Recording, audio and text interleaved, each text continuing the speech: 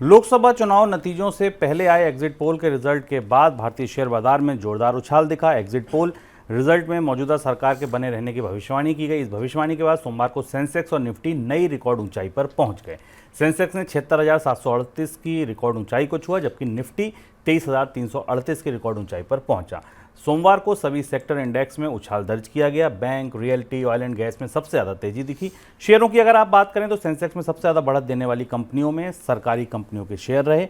Power grid, state bank of India, NTPC सबसे ज़्यादा तेजी दिखी यहाँ पर। सर, इस बीच एफआईज का रुख कैसा रहा ये जानना बहुत ज़रूरी है, क्योंकि एफआईज लंबे समय से बिकवाली कर रहे थे, शॉर्ट पोजीशन में थे। अब क्या आगे रुख दिख रहा है आपको? एफआईज के आंकड़े हमारे पास शाम तक मिलेंगे, पर जो शुरुआती संकेत हमें दिखाई दिए, अगर आप एफआईज की पोजीशंस, जिन शॉर्ट पोजीशन जिन स्टॉक्स में बनी हुई थी, उनमें हमें अपेक्षाकृत उतनी तेजी नहीं दिखाई दी जितनी तेजी में बाकी स्टॉक्स में दिखाई दी।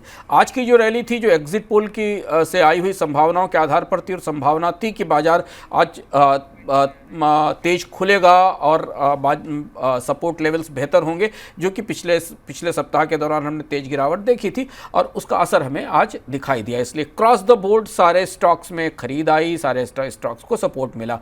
कितनी शॉर्ट कवरिंग हुई, ये आंकड़ा हमें कल तक उपलब्ध होगा, क्योंकि एफपीआईज के शॉर्ट्स अभी बने हुए हैं और बड़े पैमाने पर शॉर्ट्स बने हुए हैं। बाजार अब यहां से ठहरकर एग्जिट पोल का वास्तविक नतीजों का इंतजार करेगा, क्योंकि पिछले अगर 2 हफ्तों में 3 हफ्तों में देखें तो विदेशी निवेशकों ने करीब 25,000 करोड़ से ऊपर की बिकवाली बाजार में की है।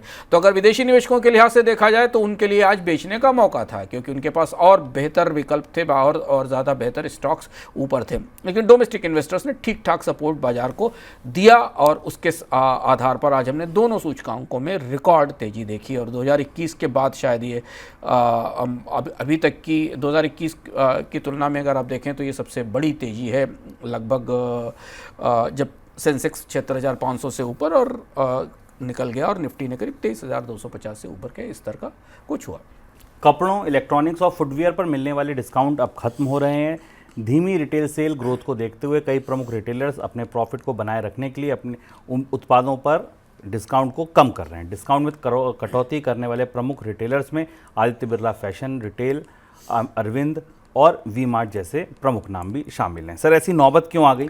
मांग में कमी स्पष्ट रूप से दिख रही है। हम लोग लगातार इस पर चर्चा कर रहे हैं, और अब जितने भी रिटेल स्टोर है, ऑर्गेनाइज रिटेल है, वहां पर अब डिस्काउंट्स कम होते चले जा रहे हैं। आमतौर पर यह मौसम ऐसा होता है जिस समय डिस्काउंट्स बढ़े हुए होते हैं, लेकिन गारमेंट में खास तौर पर डिस्काउंट्स में खासी कमी दिखाई दे रही है, क्योंकि सेल्स कम है इस साल। पूरे गर्मी के सीजन में, जनवरी के बाद से अभी तक के सीजन में सेल्स में या बिक्री में कंपनियों को अच्छी ग्रोथ नहीं दिखाई दी है, और इसलिए अब कॉस्ट रिकवर करने के लिए कीमतें बढ़ाई जा रही हैं। प्रत्यक्ष रूप से या ये डिस्काउंट में कमी है, पर परोक्ष रूप से इसका असर हमें गारमेंट्स की कीमतों पर आने वाले समय में भी दिखाई देगा। दूसरी महत्वपूर्ण बात यह कि अगर आपने हाल फिलहाल में ध्यान दिया हो तो कई सारे ऑनलाइन स्टोर्स पर भी अब डिस्काउंट्स कम होने लगे हैं, चाहे अमेजॉन हो, फ्लिपकार्ट हो, यहाँ तक कि जो फूड डिलीवरी ऐप्स हैं या जो ग्रॉसरी डिलीवरी ऐप्स हैं, उन पर भी अब डिस्काउंट्स में कमी हो रही है।